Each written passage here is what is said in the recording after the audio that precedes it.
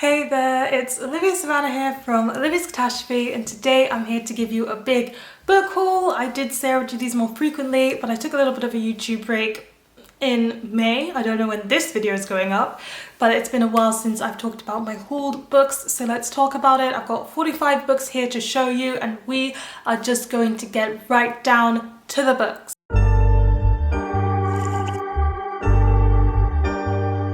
The first book that I have to show you is I Kissed Shara Wheeler by Casey McQuiston, and this is an author I've just heard so many things about. Their books seem to be doing so well, and as I have been in the mood to read romance books, I wanted to give something by Casey a try.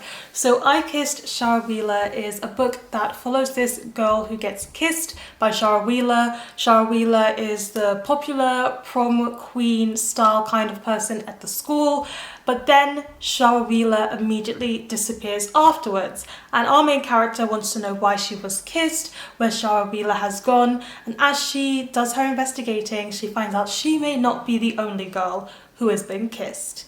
And that's where the story begins, and that is the journey I am very excited to go on. Talking about romance, the next book I have to show you is Book Lovers by Emily Henry, which I've actually already started and I'm 25 pages in. So Book Lovers is a romance book that I'm highly anticipating. I've not read any Emily Henry before, so this is my very first one, and we're following this woman who is middle-aged and she is a literary agent, and she has a bit of a enemies thing going on with Charlie, who is an editor at a big publishing house, and they have a bit of a rivalry going on. And when she goes on her first holiday in a long time, instead of finding all of these eligible people to fall in love with, she keeps bumping into Charlie. And I'm just curious because it's like publishing, book lovers, and then a romance story, which just sounds like everything that I enjoy. I was so excited when this surprise book mail ended up in my house, or in my flat I should say, and that is Only on the Weekends by Dean Atta. So Dean Atta is the author of The Black Flamingo, which is a novel in verse that I absolutely loved, and this is his second novel in verse, Only on the Weekends, and I am just so excited about it. And from what I understand, this is a gay romance book, and it's kind of based on a love triangle. The front of this says, how do you choose between first love and love at first sight? So I think there's a bit of a second chance thing going on, as well as just falling for someone as soon as you see them, and our main character needing to decide between the two. And I'm ready. Abby from Abbey of Pelennor sent me some books because she's amazing and great, and she sent me A Princess in Theory by Alyssa Cole, and this is a mass market paperback romance, and I know those are a thing, but I've actually never ever read one. So I'm kind of excited to read my first mass market paperback, and I wanted it to be Alyssa Cole. She is a black, well-known romance writer, and I'm just curious to see what it's like. This is the first one in one of her series. I think it's in the Reluctant Royal series. Yep, there it is on the cover. And so we shall see what comes of it. Very excited to share that I now have a finished copy of Maps of Our Spectacular Bodies by Maddie Mortimer. This is a book that I'm actually halfway through. It is about this woman who had cancer, and it turns out that her cancer has come back, and she's trying to enact life as normally as she possibly can with her husband and her daughter and her best friend. And also the illness itself has a perspective in the book as well, which makes it very, very unique. Okay, book break absolutely spoiled me this month and a half I should say. So the next one I have here is Stone Blind by Natalie Haynes, and this is a retelling of Medusa and telling Medusa's story. If you don't know this about me, I do really like Greek mythology, but one of the stories that has always been very striking to me is the story of Medusa, partially because my favourite Greek god is Athena, and Athena and Medusa are very related stories. So even though Athena is my favourite, she does have her flaws, but also the story of Medusa has been one that has struck me a lot because it has to do with loneliness, and also it has to do with sight and perceptions of beauty. We have the other book from Abby, and that is With the Fire on High by Elizabeth Acevedo, and this is Elizabeth Acevedo's only prose novel at the moment. We follow a teenage mum who really likes the culinary arts, and she really wants to get into culinary arts school, but she's also got to look after her child, and it just focuses on her studies, her managing being a mother as well, and her passion and love for cooking. I've actually already read this one, but it's one of the books that I read via audiobook, and I really wanted to own a physical copy so that I could have it for my shelves and have it for my Elizabeth Acevedo collection. She's been a big inspiration for me in terms of writing a novel in verse, and this was just such a great book. I think it did the community feeling to it very well.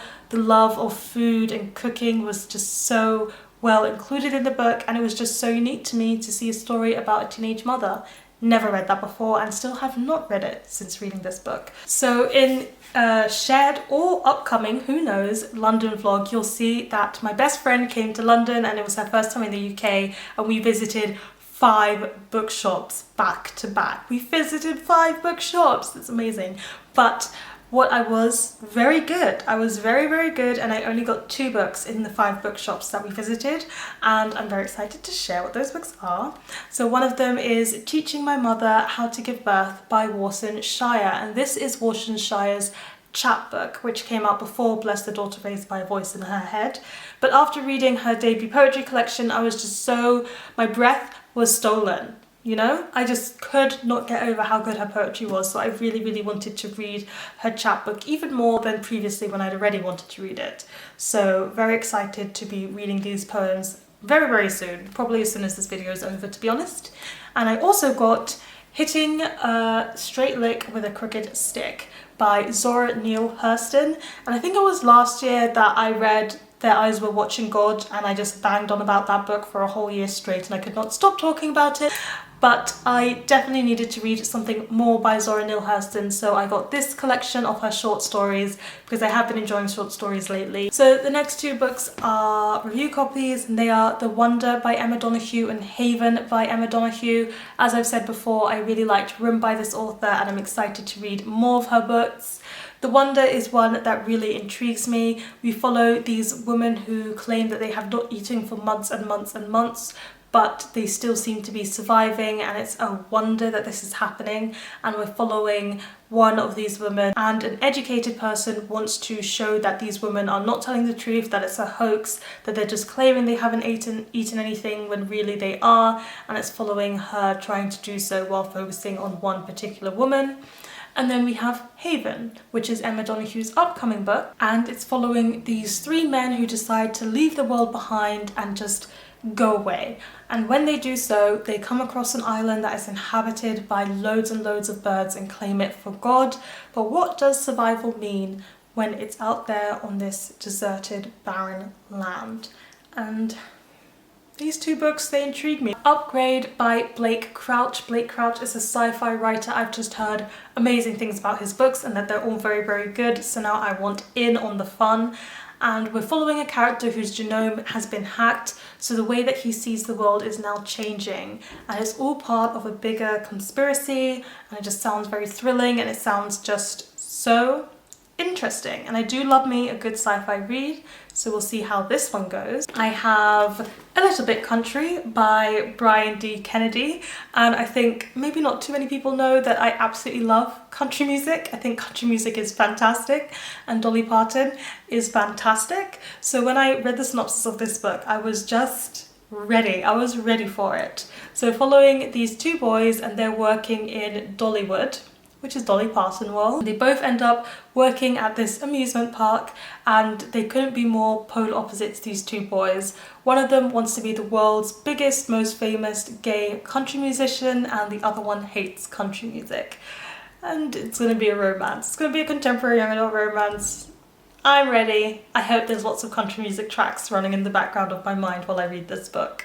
So Emily from Novelle Novels. Emily is absolutely lovely. I really enjoy her channel, and she's just such a positive person, and she was unhauling some books, and she sent 2 of the books that she unhauled her way to me, and one of them is Autobiography by Christina Lauren, Autobiography, and this one is a young adult contemporary book. We have this teenage boy who is bisexual, and he was out, but now he's moving with his family, and it kind of puts him back into the closet again because he has to come out all over again.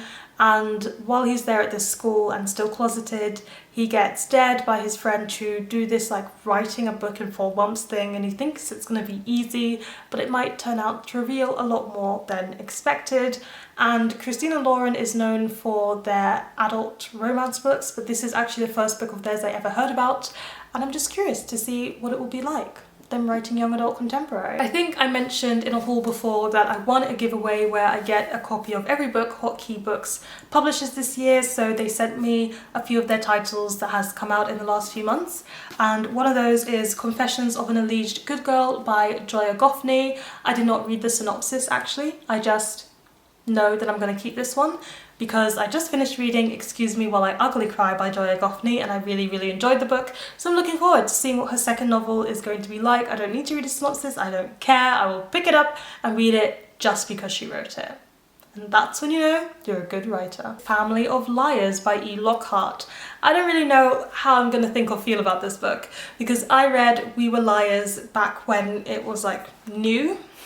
Like 10 years ago when I was a teenager, and I read it, and in the beginning I didn't like it, and then I got to the end and I was mind blown, and then I was like a bit all over this book. I was watching people's reviews on booktube, I was like analysing it, I was writing poetry inspired by the book. That book changed me as a teenager.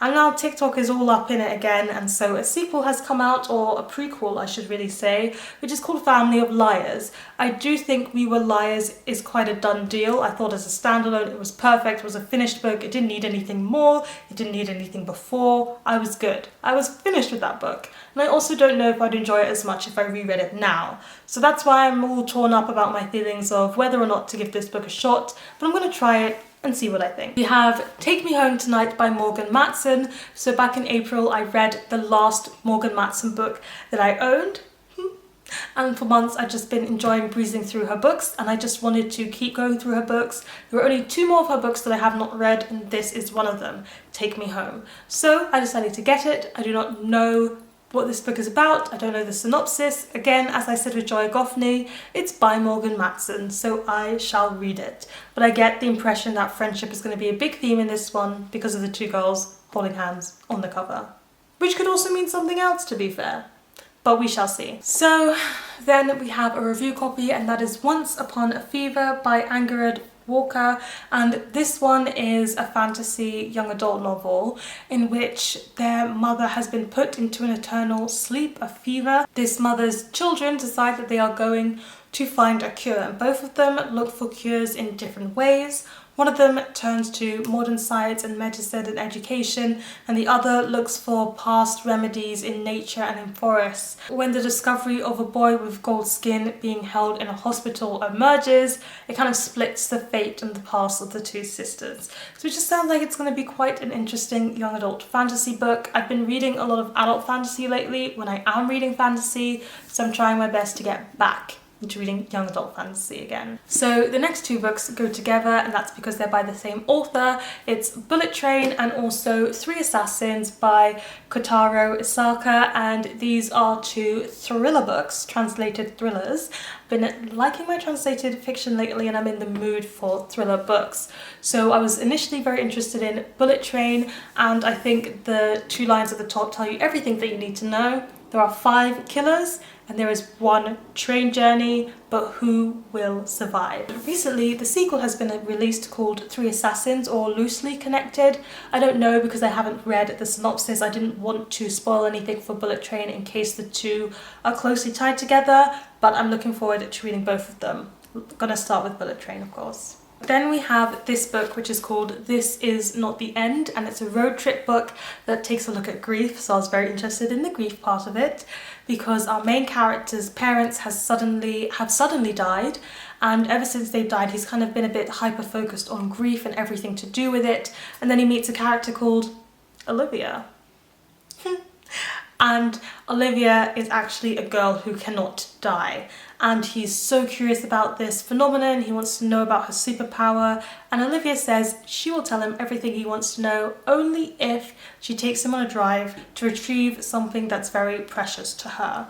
So that's the premise for this one, and basically it's a young adult book that deals with grief and is mostly contemporary with some fantasy elements thrown in, which interested me a lot, and therefore I was like, yeah, I want to read this. Up next we have This Mortal Coil by Emily Suvada, and this is a book that's been on my TBR wishlist for a very long time. I've had my eye on it since it came out, and when I found it in a charity shop for the cost of £1, I beg you, £1, it cost £1 to get this book with sprayed edges, I thought, it's on my TBR wishlist, it's within my book budget, I'm gonna get the book. So I did. It's a science fiction book, and there is a virus that's very deadly and it's affecting lots and lots of people, and her father was the only scientist who could possibly find a cure.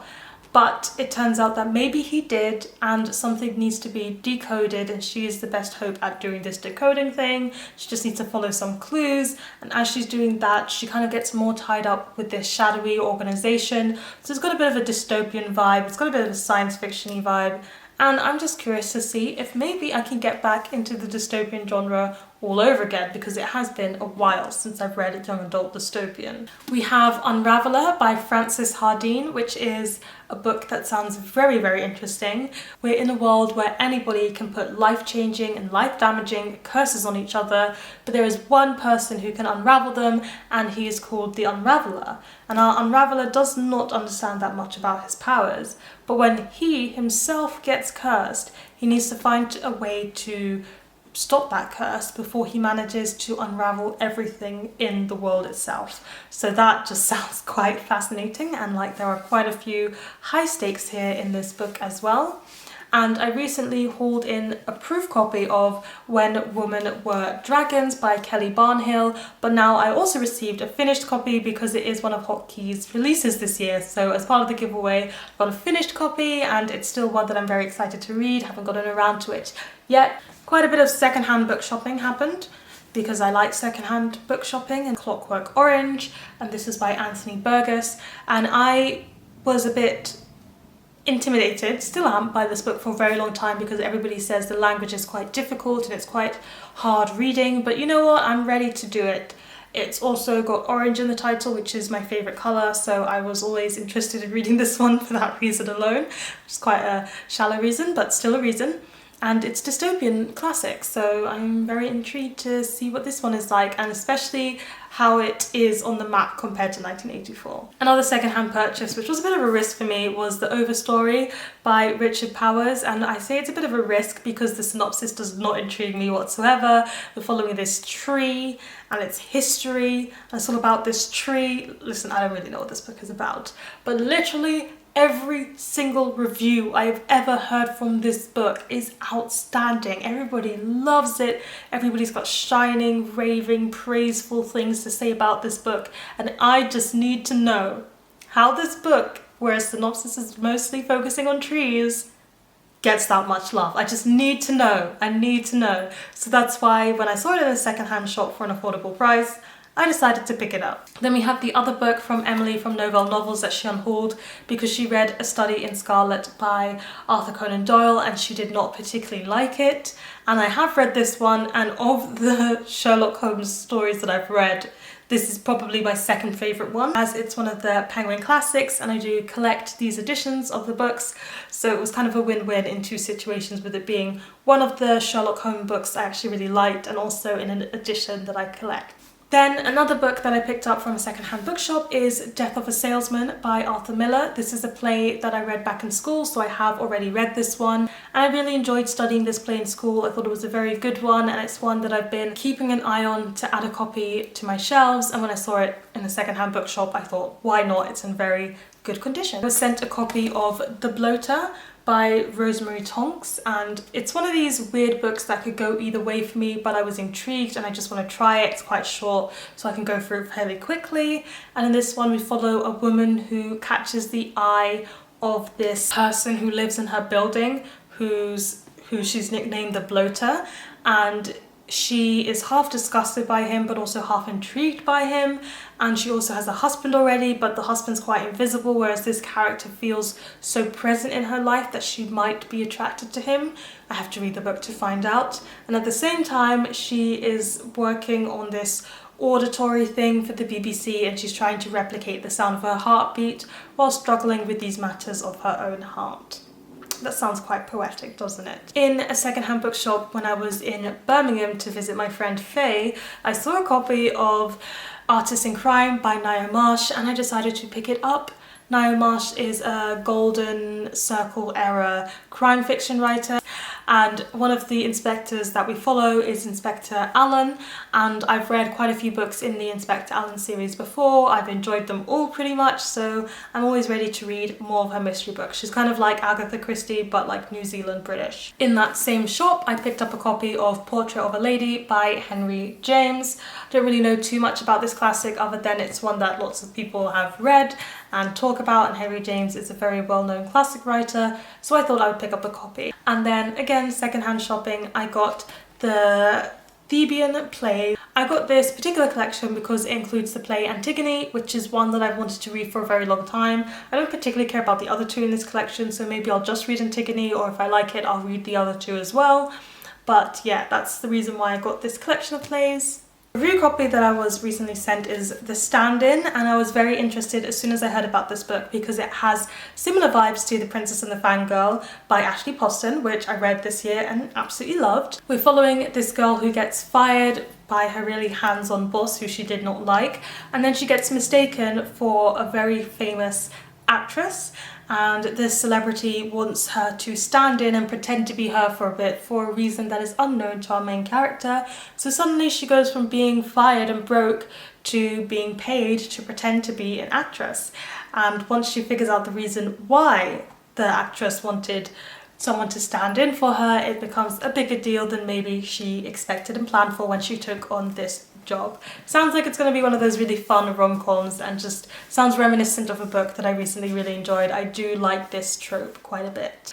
Enola Holmes, the case of the missing Marrakesh, and I decided to keep this one even though it's the middle of a series because I've been curious to watch the Enola Holmes film on Netflix, and while Sherlock Holmes stories are not my particular favourite mystery books, I do kind of like all of the retellings and spin-offs and everything to do with Sherlock Holmes that is not the actual Sherlock Holmes classic books. So I thought it'd be fun to try this. And we also have We All Have Our Secrets by Jane Corey, and this is a straight up thriller, and I was interested in this one because the thriller involves a carer who is looking after a disabled person or an elderly person, and I just thought it was fascinating that it's a thriller that has something to do with a carer in it, and I just wanted to see how that was going to go. I don't read too many thrillers and I haven't really seen a thriller that deals with care before, so that's why this one interested me as soon as I heard about it. So we have our last set of books. I was sent 6 books to celebrate the Indie Book Awards for 2022.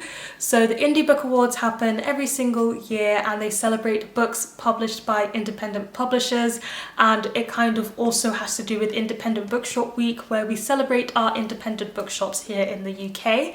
And I was sent the shortlist for children's fiction. So the 6 books on the Indie Book shortlist for 2022 are The Last Bear by Hannah Gold, When I Was the Greatest by Jason Reynolds, The World at Week's End by Emma Carroll, Escape Room by Christopher Edge, Frankenstillskin by Joseph Coolho and Freya Hartus, and then The Chime Seekers by Ross Montgomery. So these are all middle grade / young adult books, and there are 2 that I'm particularly very excited for, one of which I've recently fairly hauled in my own copy of, which is When I Was the Greatest by Jason Reynolds, and I've talked about this book before because I recently hauled it in, but my double copy is going to be given to a friend.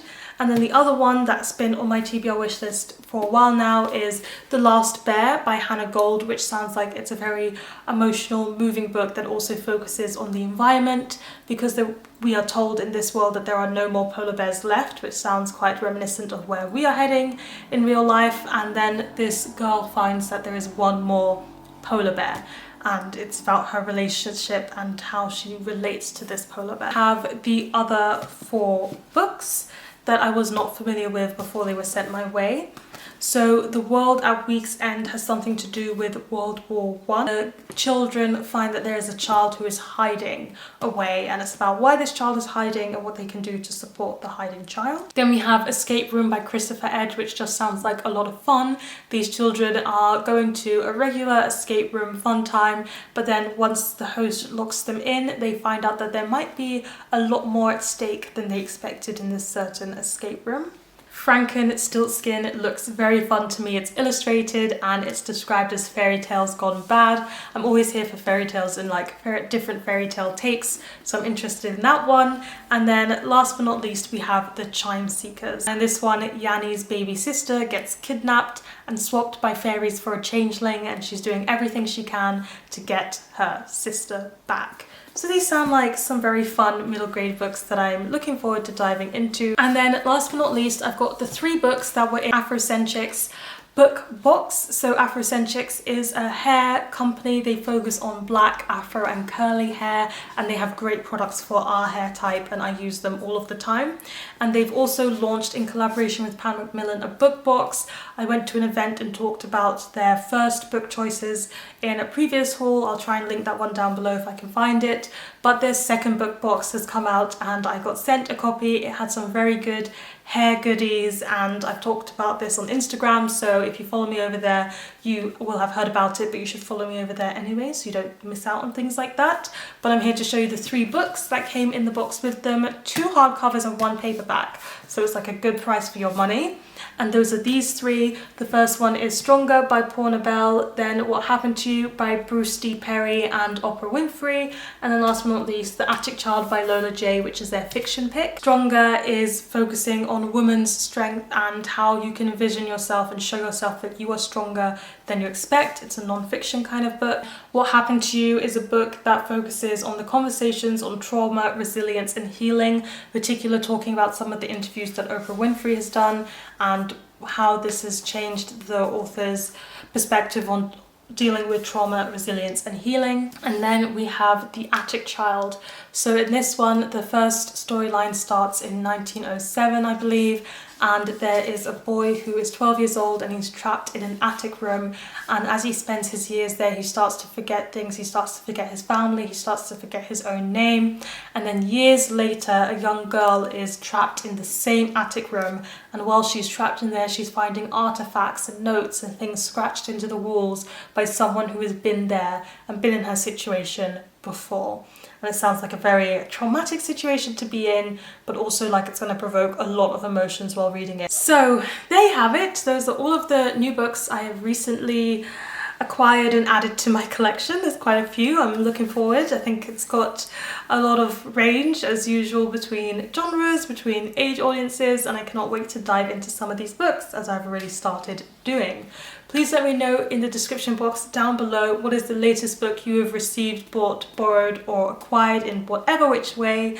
Please give this video a thumbs up if you enjoyed it, hit that subscribe button if you want to see more, and don't forget to hit that notification bell to be updated every time I have a new video. And you know what they say, onwards and upwards. Excelsior! Then we have the other book by Abby, and that from Abby. She did not write the book. Keeping an eye out to add a copy